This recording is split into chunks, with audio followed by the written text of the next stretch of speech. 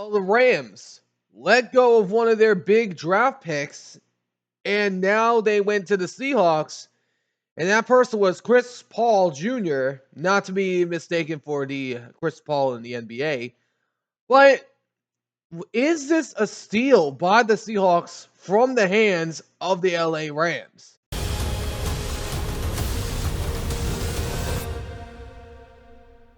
It's football time. Alrighty, what's going on, everyone? Welcome back to the All Around Sports Podcast, where sports are everything on this channel. I'm your host, Antonio. Today, we are reacting to two parts of breaking news as the Rams cut and waived for former fifth-round pick and picked with the 172nd overall pick in Chris Paul Jr., one of the linebackers from the Ole Miss defense from last year.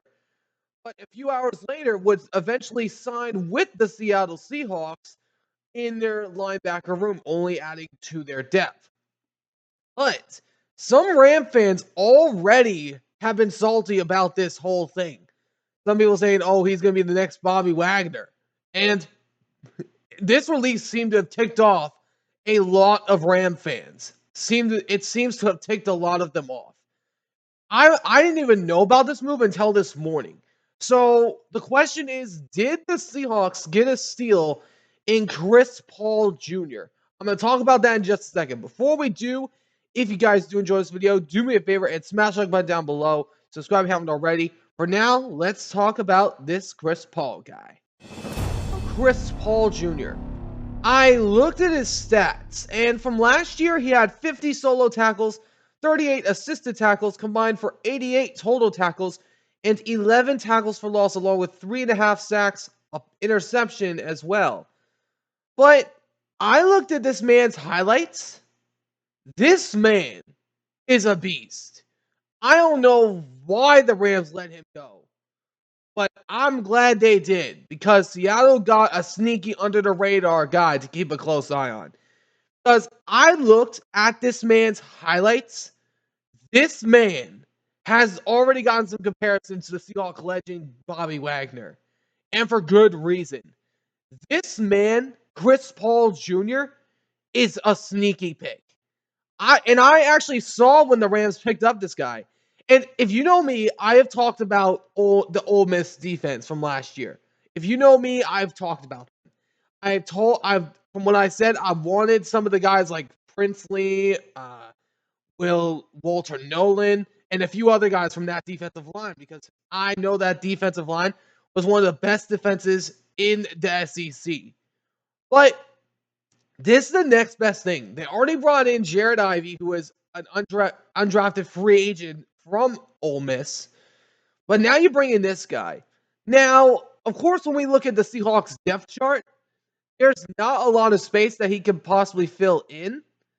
But there's a lot of great potential, as the only linebackers right now are Therese Knight, Ernest Jones, and also along with Derek Thomas, along with Boye Mafe, Uchenna Nwosu, and some other names. But I'll say this. Me personally, I think Chris Paul Jr. has a chance to make the second string roster. Because I think Chris Paul Jr. could eventually rise up to the same level that Ernest Jones was when he was with the Rams.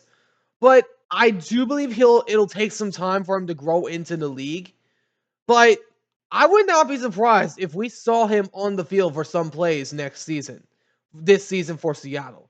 I would not be surprised at all, because Seattle's defense is already loaded in depth, and they only got better. And if you can get someone behind Ernest Jones that could be a great rotational piece like Chris Paul Jr., that could be a really sneaky duo to keep a close eye on. And former Rams that they wound up getting as well, they also got Derion Kendrick off of waivers, and then also, of course, brought in Cooper Kupp after he got waived. But I am starting to think that this defense not only give me a top 10, maybe even top 5. I'm not going to go that far yet. But I'm looking at this team, this defense.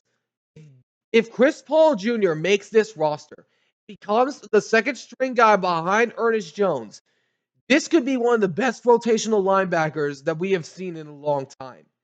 And I have seen Ram fans posting in absolute displeasure of this.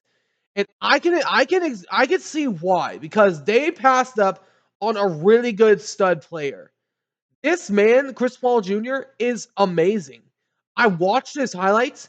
He kind of gives me a little bit of vibes of Jalon Walker with Georgia, like a defensive playmaker type of stature.